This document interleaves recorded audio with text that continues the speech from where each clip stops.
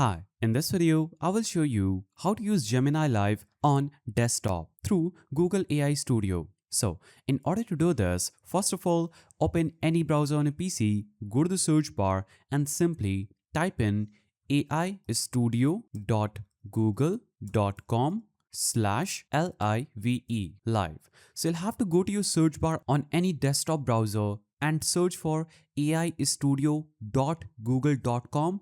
After it, just put in /live, hit enter, and you'll be instantly taken to this page. Here, you can see you have the option to talk to Gemini Live. Now, if you don't see this page, you will see another page where you'll have to basically sign in. So sign in using your Google account and you'll be on this page. Here, you can easily have access to Gemini AI on PC.